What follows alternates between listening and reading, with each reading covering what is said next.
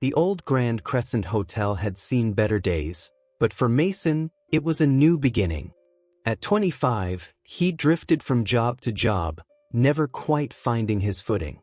Growing up in foster care, he'd learned to be self-reliant, but this came at a cost. He hadn't had the stability many others took for granted. Working as a night janitor was far from glamorous, but it was work.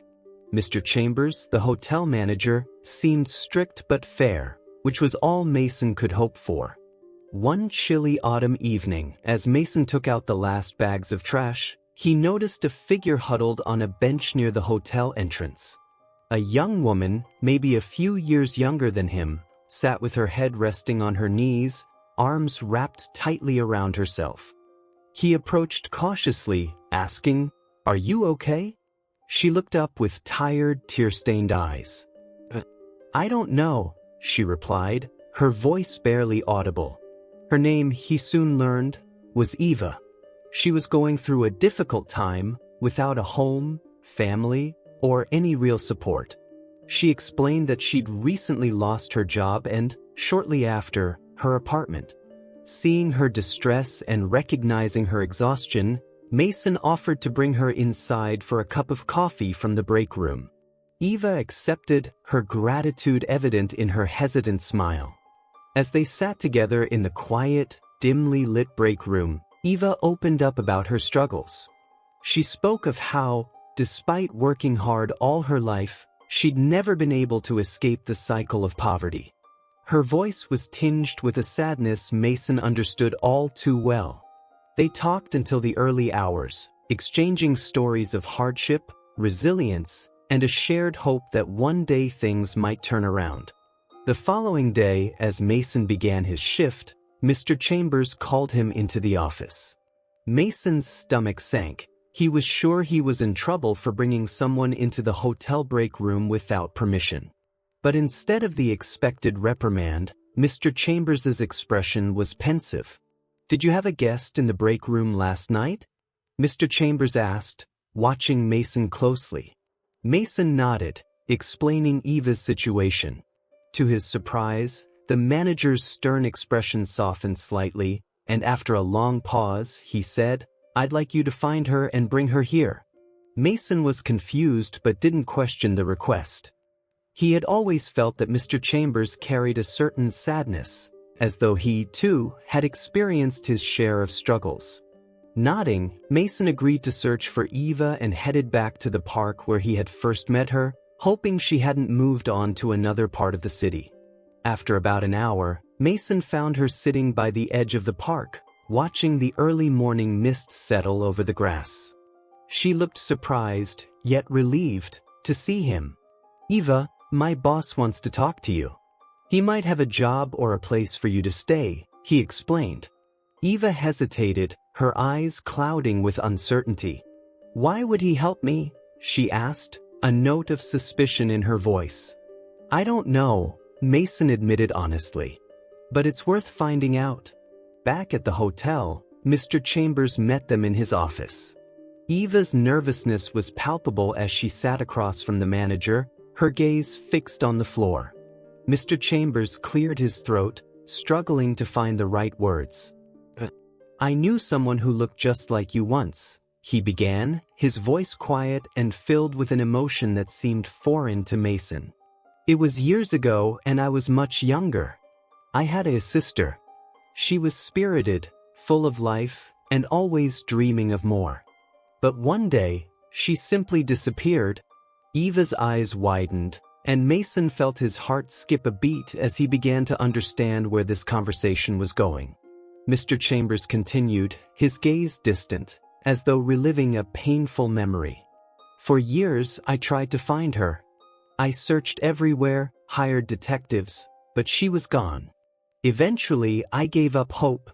Looking at Eva now, Mr. Chambers shook his head. "I don't know if you're her daughter or if it's just a resemblance, but when I saw you, it felt like a piece of the past had come back to me.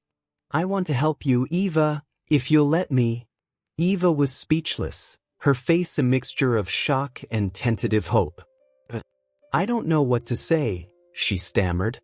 Mason, watching the exchange, sensed that Mr. Chambers was offering more than just a place to stay. He was offering a connection, perhaps even a sense of family that both he and Eva had been missing for so long. After the emotional conversation, Mr. Chambers offered Eva a room in the hotel and a small job helping with room service until she could find something better. "I can't offer much," he said with a slight hesitation, "but it's a start. And maybe I can help you find some answers about your past." Eva, overwhelmed with gratitude, accepted. Though still unsure of the manager's intentions, she sensed he genuinely wanted to help her. For someone who had been alone for so long, the idea of a stable place to sleep and even the faint hope of family was a lifeline. Mason continued his work at the hotel, finding himself crossing paths with Eva often as she adjusted to her new responsibilities. Their initial late-night conversation blossomed into a friendship, and Eva quickly became someone Mason trusted deeply. They found comfort in their shared experiences, both having grown up without a stable family. One evening, while cleaning in the quiet hallway outside Mr. Chambers' office, Mason overheard the manager speaking with a detective. "She looks just like her," Mr. Chambers was saying, his voice barely above a whisper. "I think I've finally found the link I've been searching for all these years." The conversation sent chills down Mason's spine. What connection did Mr. Chambers really have to Eva? And what would this discovery mean for their fragile new bond? Several weeks later, as Eva was settling into her new role at the hotel, she received an envelope with her name scrawled on the front in shaky handwriting. Inside was a letter written by a woman named Claudia, who claimed to know Eva's mother. The letter, dated many years back, described a turbulent friendship, mentioning Eva's mother's struggle with addiction and her eventual departure, leaving behind an infant daughter. Claudia had heard whispers that the child, who she believed was Eva, might be with an aunt, but no one had been able to track her down. The revelation shook Eva to her core, but it also gave her a new sense of purpose. She shared the letter with Mason, who encouraged her to confront Mr. Chambers and see if he could help piece together more of the story. That evening, Eva went to Mr. Chambers' office, letter in hand. Her hands trembled as she handed it to him, watching as he read it in silence. When he looked up, his eyes were glistening with unshed tears. "Eva, I think your mother was my sister," he finally said, his voice choked.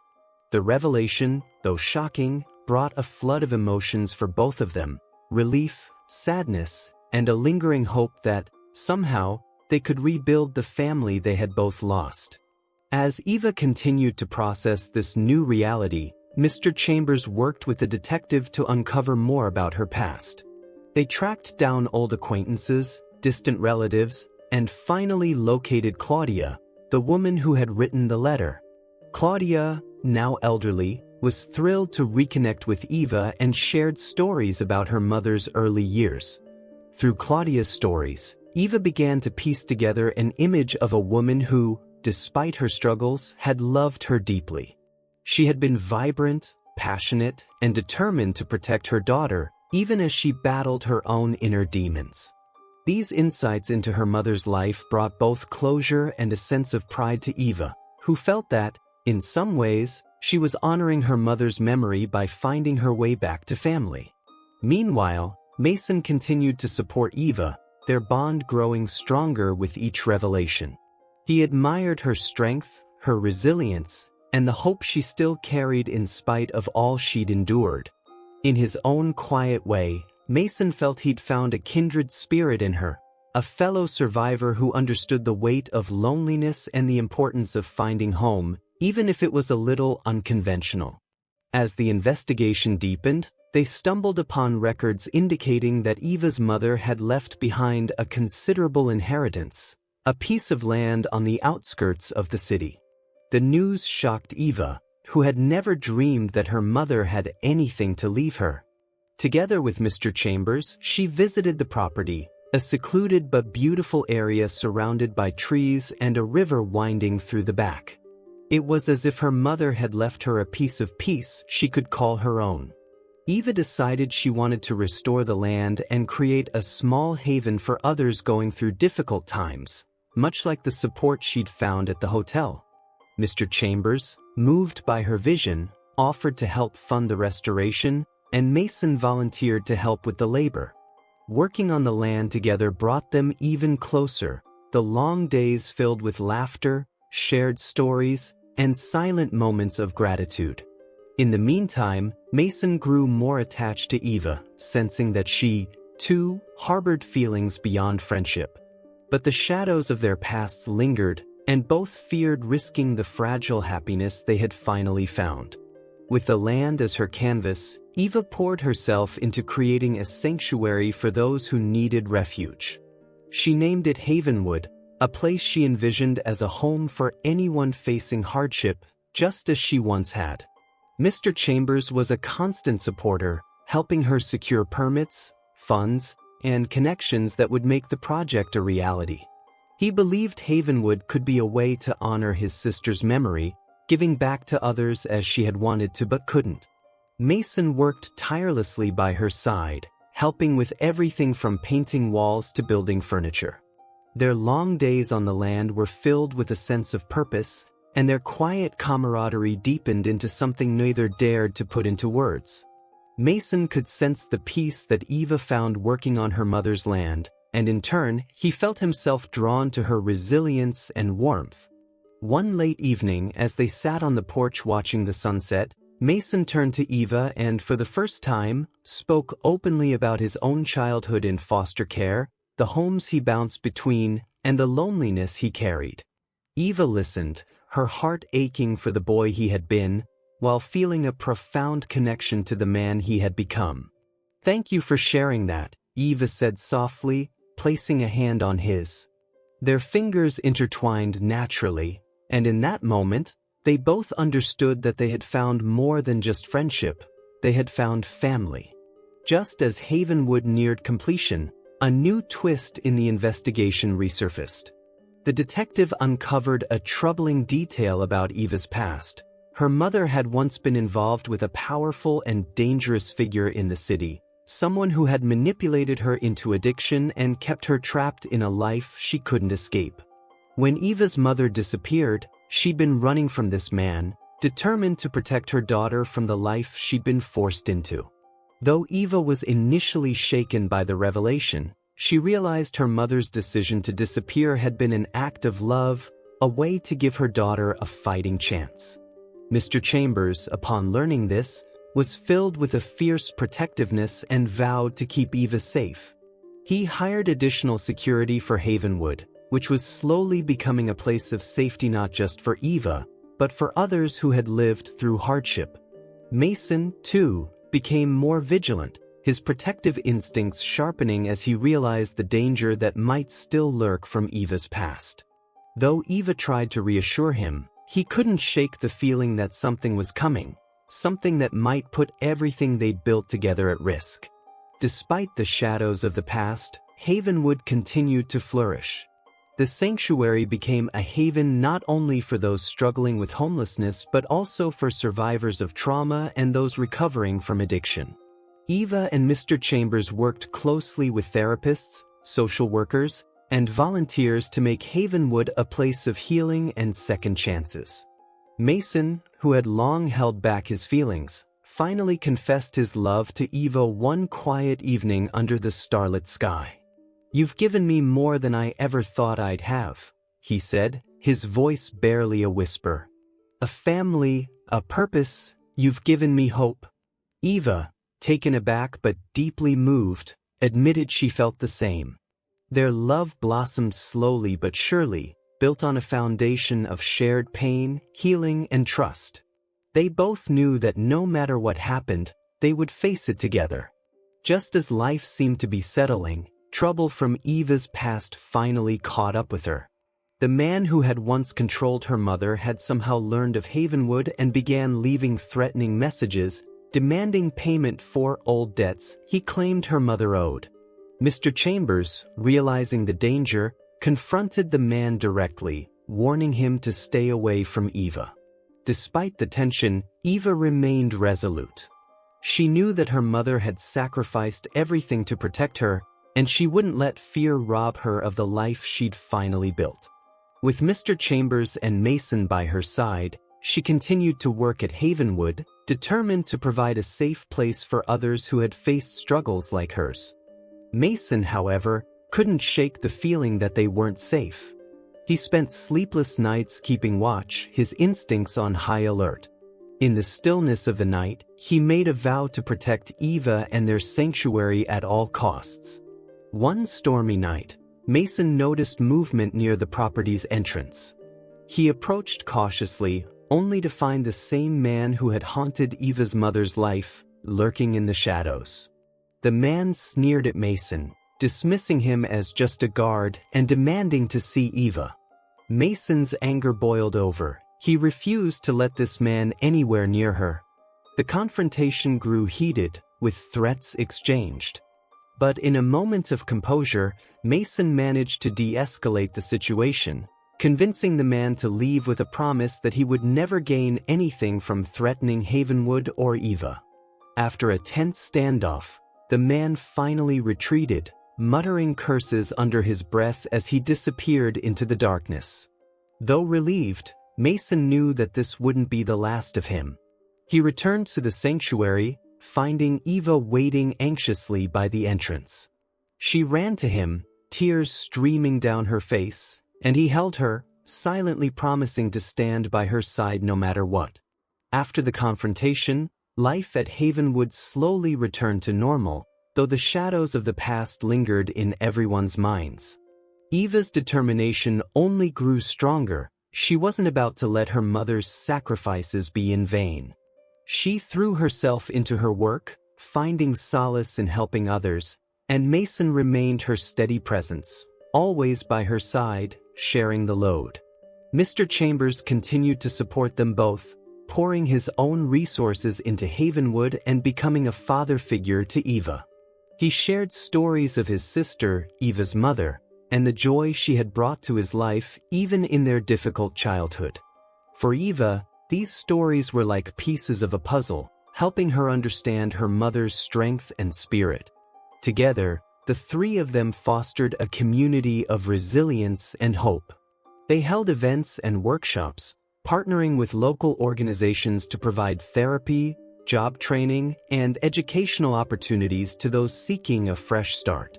Havenwood became a symbol of second chances, a place where people from all walks of life could find support, compassion, and belonging. As Havenwood grew, so did the love between Eva and Mason.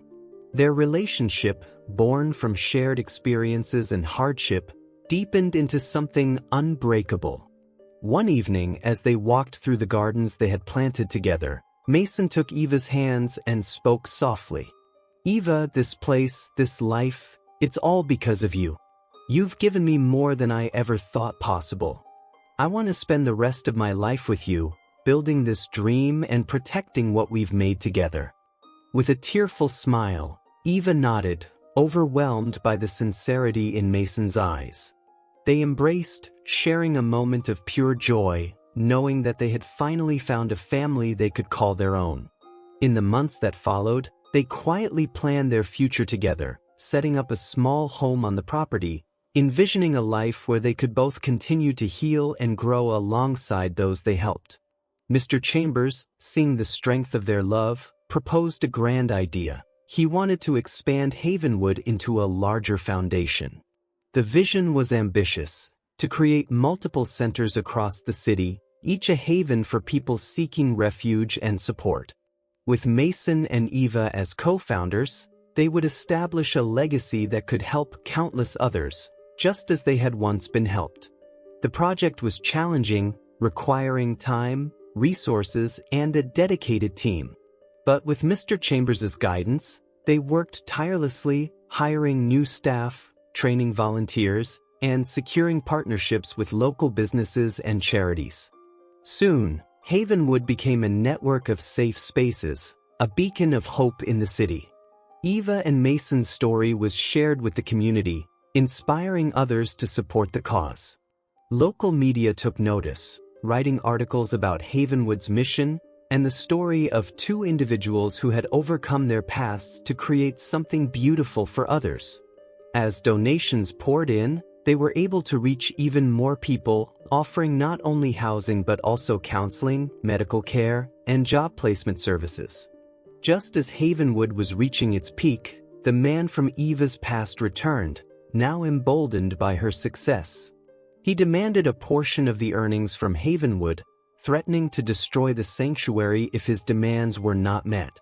His tactics grew more aggressive, with anonymous threats and sabotage attempts aimed at intimidating Eva.